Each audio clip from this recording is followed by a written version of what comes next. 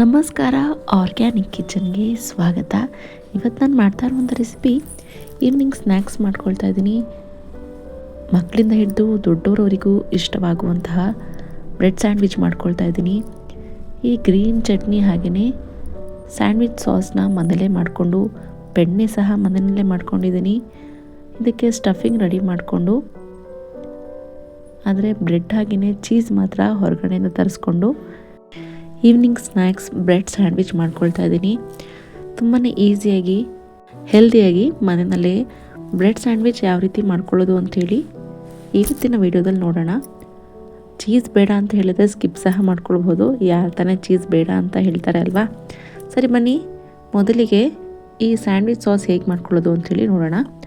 ನಾನಿಲ್ಲಿ 4ರಿಂದ 5 ಟೊಮ್ಯಾಟೋನ ಈ ರೀತಿ ಕಟ್ ಮಾಡಿಕೊಂಡು ಇದನ್ನು ಒಂದು 5 ನಿಮಿಷ ಬಾಯ್ಲ್ ಮಾಡ್ಕೊಳ್ಬೇಕು.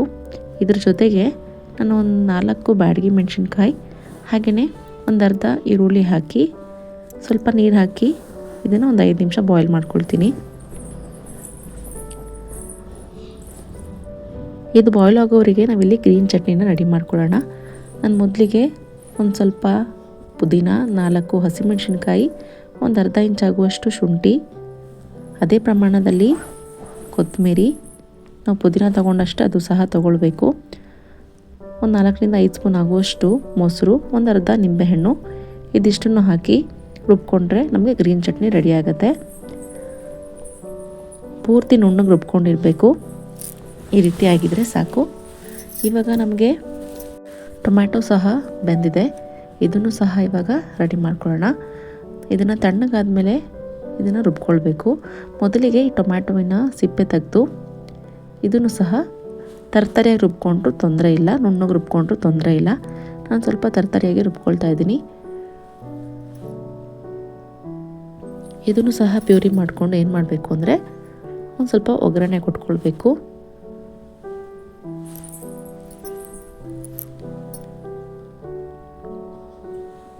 ಮನೆಯಲ್ಲೇ ಮಾಡ್ಕೊಳ್ಳೋದ್ರಿಂದ ಟೇಸ್ಟ್ ಸಹ ಚೆನ್ನಾಗಿರುತ್ತೆ. ಈ ಪ್ಯಾಕೆಟ್ ಸಾಸ್ಗಳನ್ನ ಬಳಸೋ ಬದಲು ಈ ರೀತಿ ಮನೆಯಲ್ಲೇ ಶುಚಿಯಾಗಿ ಮಾಡ್ಕೊಳ್ಳೋದು ಒಳ್ಳೆಯದು. ಇದಕ್ಕೆ ಸ್ವಲ್ಪ ಒಗ್ಗರಣೆ ಕೊಟ್ಕೊಳ್ಳೋಣ. ಒಂದು 2ರಿಂದ 3 ಸ್ಪೂನ್ ಎಣ್ಣೆಗೆ ನಾನಿಲ್ಲಿ ಸಣ್ಣದಾಗಿ ಕಟ್ ಮಾಡ್ಕೊಂಡಿರುವಂತಹ ಬೆಳ್ಳುಳ್ಳಿನ ಹಾಕ್ಕೊಳ್ತಾ ಇದ್ದೀನಿ. ಇದು ಪೂರ್ತಿಯಾಗಿ ಕೆಂಪಗಾಗ್ಲಿಕ್ಕೆ ಬಿಡಬೇಕು. ಇದಾದಮೇಲೆ ನಾನಿಲ್ಲಿ ಅರ್ಧ ಈರುಳ್ಳಿನ ಕಟ್ ಮಾಡಿ ಹಾಕ್ಕೊಳ್ತಾ ಇದ್ದೀನಿ. ಆವಾಗಲೇ ಅರ್ಧ ಈರುಳ್ಳಿನ ಟೊಮ್ಯಾಟೊ ಜೊತೆಗೆ ಬೇಯ್ಲಿಕ್ಕೆ ಹಾಕ್ಕೊಂಡಿದ್ದೆ. ಇನ್ನು ಮಿಕ್ಕಿರೋ ಅರ್ಧ ಈರುಳ್ಳಿನ ಇಲ್ಲಿ ಒಗ್ಗರಣೆಗೆ ಹಾಕ್ಕೊಳ್ಬೇಕು. ಇದು ಪೂರ್ತಿ ಎರಡೂ ಸಹ ಕೆಂಪಗಾಗುವವರೆಗೂ ನಾವಿಲ್ಲಿ ಫ್ರೈ ಮಾಡ್ಕೊಳ್ಬೇಕು. ಬೆಳ್ಳುಳ್ಳಿ ಕಂಪಲ್ಸರಿಯಾಗಿ ಸಾಸ್ನಲ್ಲಿ ಹಾಕ್ಕೊಳ್ಬಹುದು, ಚೆನ್ನಾಗಿರುತ್ತೆ ಟೇಸ್ಟ್ ಸಹ. ಬೆಳ್ಳುಳ್ಳಿ ಬ್ರೆಡ್ ಜೊತೆಗೆ ಅಲ್ಲಲ್ಲಿ ಸಿಕ್ತಿದ್ರೆ ಚೆನ್ನಾಗಿ ಅನಿಸುತ್ತೆ ಟೇಸ್ಟ್ ಸಹ. ಇವಾಗ ನಾವು ರುಬ್ಕೊಂಡಿರುವಂತಹ ಟೊಮ್ಯಾಟೊ ಪ್ಯೂರಿನ ಹಾಕ್ಕೊಂಡು ಒಂದು 5 ನಿಮಿಷ ಇದನ್ನು ಕುದಿಸ್ಕೊಳ್ಬೇಕು. ನಾವು ಬ್ಯಾಡಗಿ ಹಾಕಿರೋದ್ರಿಂದ ಕಲರ್ ಸಹ ಚೆನ್ನಾಗಿ ಬರುತ್ತೆ. ಸ್ವಲ್ಪ ನೀರನ್ನು ಸಹ ಹಾಕ್ಕೊಂಡು ಕುದಿಸ್ಕೊಳ್ಳೋಣ ಒಂದು 5 ನಿಮಿಷ. ಜೊತೆಗೆ 1 ಸ್ಪೂನ್ ಆಗುವಷ್ಟು ಸಕ್ಕರೆ, ರುಚಿಗೆ ತಕ್ಕಷ್ಟು ಉಪ್ಪು, ಹಾಗೆಯೇ ಸ್ವಲ್ಪ ಖಾರಕ್ಕೆ ನಾನಿಲ್ಲಿ ಚಿಲ್ಲಿ ಪೌಡರ್ನ ಹಾಕ್ಕೊಳ್ತಾ ಇದ್ದೀನಿ. ಒಂದು ಅರ್ಧ ಸ್ಪೂನ್ ಆಗುವಷ್ಟು. ಖಾರ ಜಾಸ್ತಿ ಬೇಕು ಅಂದರೂ ಸಹ ಹಾಕ್ಕೊಳ್ಬಹುದು. ನಾವು ಗ್ರೀನ್ ಚಟ್ನಿನಲ್ಲಿಯೂ ಸಹ ಹಸಿಮೆಣಸಿನ್ಕಾಯಿ ಹಾಕ್ಕೊಂಡಿರ್ತೀವಿ, ಇಲ್ಲಿ ನೋಡ್ಕೊಂಡು ಹಾಕ್ಕೊಳ್ಬಹುದು. ಮತ್ತು ಖಾರ ಜಾಸ್ತಿ ಆಯಿತು ಅಂದರೆ ಮಕ್ಕಳಿಗೆ ಕೊಡ್ಲಿಕ್ಕೆ ಆಗೋದಿಲ್ಲ. ಹಾಗಾಗಿ ಇದನ್ನೆಲ್ಲ ಹಾಕಿ ಒಂದು 5 ನಿಮಿಷ ಇದನ್ನು ಕುದಿಸ್ಕೊಂಡ್ರೆ ಆಯಿತು. ಕೊನೆಯಲ್ಲಿ ಗ್ರೀನ್ ಚಟ್ನಿನಲ್ಲಿ ಅರ್ಧ ನಿಂಬೆಹಣ್ಣನ್ನು ಬಳಸ್ಕೊಂಡಿದ್ದೆ.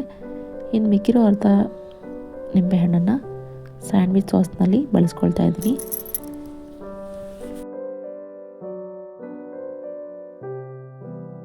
ಟೊಮ್ಯಾಟೊ ಸಾಸ್ ಅಂತಲೂ ಸಹ ಕರಿಬಹುದು ಆರಾಮಾಗಿ. ಇದಾದಮೇಲೆ ನಾನಿಲ್ಲಿ ಸ್ಯಾಂಡ್ವಿಚ್ಗೆ ಸ್ಟಫಿಂಗ್ ರೆಡಿ ಮಾಡ್ಕೊಳ್ತಾ ಇದ್ದೀನಿ. ನಾನಿಲ್ಲಿ ಇದನ್ನು ಫ್ರೈ ಮಾಡ್ಕೊಳ್ತಿದ್ದೀನಿ ಈರುಳ್ಳಿನ. ಯಾಕೆ ಅಂತ ಹೇಳಿದ್ರೆ ಮಕ್ಕಳು ಏನು ಮಾಡ್ತಾರೆ ಅಂತ ಹೇಳಿದ್ರೆ ಒಳಗಡೆ ಹಸಿ ತರಕಾರಿನ ಕೊಡೋದ್ರಿಂದ ಅದನ್ನೆಲ್ಲ ಎತ್ತಿ ಸೈಡ್ನಲ್ಲಿ ಇಡ್ತಾರೆ, ತಿನ್ಲಿಕ್ಕೆ ಸಹ ಇಷ್ಟಪಡೋದಿಲ್ಲ.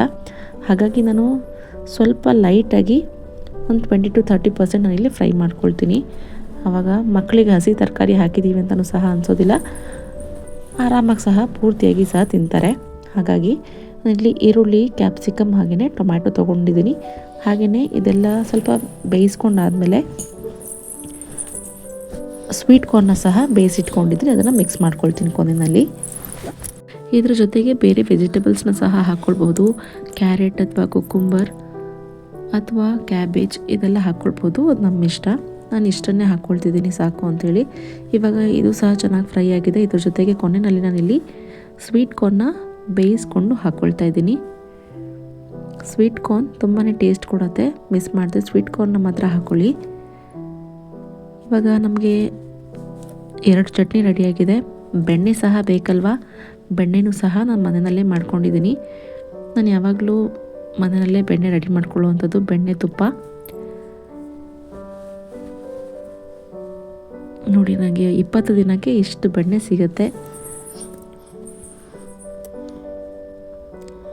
ಸರಿ, ಇವತ್ತು ಸ್ಯಾಂಡ್ವಿಚ್ ಮಾಡ್ತಿದ್ದೀನಿ ನಾನು ಅಂತ ಹೇಳಿ ಇವತ್ತು ನಾನು ಬೆಣ್ಣೆನೂ ಸಹ ರೆಡಿ ಮಾಡಿಕೊಂಡೆ ಮನೆಯಲ್ಲೇ. ಇವಾಗ ಎಲ್ಲ ಸಹ ರೆಡಿಯಾಗಿದೆ, ಸ್ಯಾಂಡ್ವಿಚ್ ಪ್ರಿಪೇರ್ ಮಾಡ್ಕೊಳ್ಳೋಣ. ಇವಾಗ ಬ್ರೆಡ್ಗೆ ಮೊದಲಿಗೆ ನಾನು ಬಟರ್ನ ಹಾಕ್ಕೊಳ್ತಾ ಇದ್ದೀನಿ. ಬಟರ್ ಹಾಕ್ಕೊಳ್ಳೋದ್ರಿಂದ ತುಂಬಾ ಟೇಸ್ಟ್ ಕೊಡುತ್ತೆ ಸ್ಯಾಂಡ್ವಿಚ್ನಲ್ಲಿ. ಬಟರ್ ಹಾಕ್ಕೊಂಡು ಆನಂತರ ಇವಾಗ ರೆಡಿ ಮಾಡ್ಕೊಂಡಿರುವಂತಹ ಗ್ರೀನ್ ಚಟ್ನಿ ಹಾಗೆಯೇ ಸ್ಯಾಂಡ್ವಿಚ್ ಸಾಸ್ನ ಹಾಕ್ಕೊಂಡು, ಅದಾದಮೇಲೆ ಸ್ಟಫಿಂಗ್ ಹಾಕ್ಕೊಂಡು, ಚೀಸ್ ಹಾಕ್ಕೊಂಡು, ಮತ್ತು ಅದ್ರ ಮೇಲೆ ಒಂದು ಲೇಯರ್ ಬ್ರೆಡ್ ಹಾಕ್ಕೊಂಡ್ರೆ ನಮಗೆ ಸ್ಯಾಂಡ್ವಿಚ್ ರೆಡಿ ಆಗುತ್ತೆ. ಇದನ್ನು ಒಂದು 5 ನಿಮಿಷ ಟೋಸ್ಟರ್ ಇದ್ದರೆ ಟೋಸ್ಟರ್ನಲ್ಲಿ ಮಾಡ್ಕೊಳ್ಬೋದು. ನಾನಿಲ್ಲಿ ತವಾದ ಮೇಲೆ ಮಾಡ್ಕೊಳ್ತಾ ಇದ್ದೀನಿ. ಬೆಣ್ಣೆ ಇಲ್ಲ ಅಂತ ಹೇಳೋರು ತುಪ್ಪ ಸಹ ಬಳಸ್ಕೊಳ್ಬಹುದು. ಸ್ಯಾಂಡ್ವಿಚ್ ಅಂದರೆ ಯಾರಿಗೆ ತಾನೇ ಇಷ್ಟ ಆಗಲ್ಲಲ್ವಾ. ಇದನ್ನೇ ನೀವು ಹೊರಗಡೆ ಹೋಗಿ ತಿಂತೀನಿ ಅಂತ ಹೇಳಿದರೆ 50 to 100 ರುಪೀಸ್ ಕಂಪಲ್ಸರಿಯಾಗಿ ಹೇಳ್ತಾರೆ.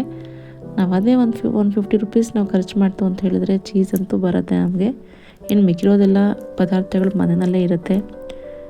ಸ್ವಲ್ಪ ಸಮಾಧಾನದಿಂದ ಪೇಷನ್ಸಿಂದ ಮನೆಯಲ್ಲೇ ಮಾಡಿಕೊಂಡು ಶುದ್ಧವಾಗಿ ಮಾಡ್ಕೊಳ್ಳೋದ್ರಿಂದ ಆರಾಮಾಗಿ ಖುಷಿಯಾಗಿ ಎಲ್ಲರೂ ಸಹ ತಿನ್ನಬಹುದು.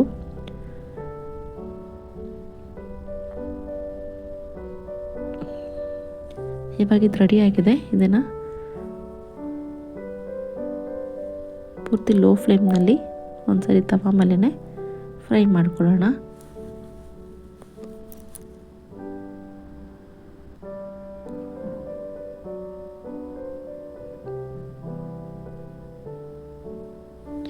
ಈ ಸಾಸ್ನ ನಾವು ಬೇಕಾದರೆ ಸ್ಟೋರ್ ಮಾಡಿ ಸಹ ಇಟ್ಕೊಳ್ಬೋದು. ಲೆಮನ್ ಹಾಕಿರೋದ್ರಿಂದ ಬೇಗನೆ ಕೆಡೋದಿಲ್ಲ.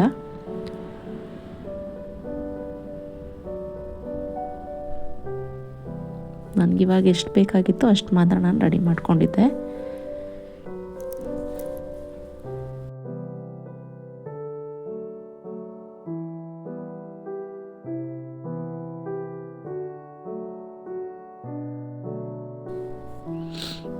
ಇವಾಗ ತವಾ ಮೇಲೆ ನಾನು ಸ್ವಲ್ಪ ಬೆಣ್ಣೆನ ಹಾಕ್ಕೊಳ್ತಾ ಇದ್ದೀನಿ. ಬೆಣ್ಣೆ ಹಾಕ್ಕೊಂಡು ಸ್ಯಾಂಡ್ವಿಚ್ನ ಪೂರ್ತಿ ಲೋ ಫ್ಲೇಮ್ನಲ್ಲಿ ಒಂದು 2 to 3 ಮಿನಿಟ್ಸ್ ಇದನ್ನು ಫ್ರೈ ಮಾಡಿಕೊಂಡ್ರೆ ಆಯಿತು. ಪೂರ್ತಿ ಲೋ ಫ್ಲೇಮ್ನಲ್ಲೇ ಮಾಡ್ಕೊಳ್ಬೇಕು, ಇಲ್ಲಾಂದರೆ ಕಪ್ಪಗಾಗೋಗುತ್ತೆ ಮತ್ತು ಚೀಸ್ ಸಹ ಕರಗೋದಿಲ್ಲ. ನಮಗಿಲ್ಲಿ ಚೀಸ್ ಕರಗಬೇಕು, ಹಾಗಾಗಿ ಲಿಡ್ ಕ್ಲೋಸ್ ಮಾಡಿಕೊಂಡ್ರೆ ಚೆನ್ನಾಗಾಗತ್ತೆ.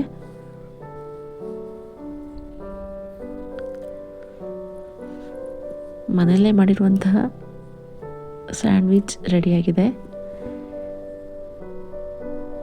ಟೈಮ್ ಇತ್ತು ಅಂತ ಹೇಳಿದ್ರೆ ನೀವು ಸಹ ಒಂದ್ಸರಿ ಈ ರೆಸಿಪಿನ ಟ್ರೈ ಮಾಡಿ. ಆದಷ್ಟು ಪ್ಯಾಕೆಟ್ ವಸ್ತುಗಳನ್ನ ಬಳಸೋದ್ರ ಬದಲು ಮನೆಯಲ್ಲೇ ಈ ರೀತಿ ಸಾಸ್ಗಳನ್ನ ಟ್ರೈ ಮಾಡಿ.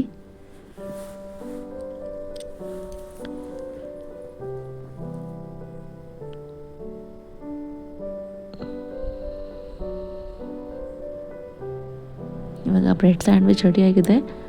ಟೊಮ್ಯಾಟೊ ಸಾಸ್ ಜೊತೆಗೆ ಸಹ ತಿನ್ಬೋದು, ಹಾಗೆ ಸಹ ತಿನ್ಬೋದು.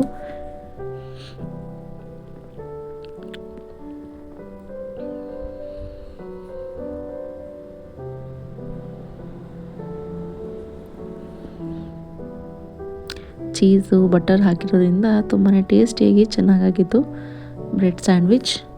ಒಂದ್ಸರಿ ಮಿಸ್ ಮಾಡದೆ ರೆಸಿಪಿ ಟ್ರೈ ಮಾಡಿ, ಹೇಗಾಯಿತು ಅಂಥೇಳಿ ಕಾಮೆಂಟ್ ಸಹ ಮಾಡಿ.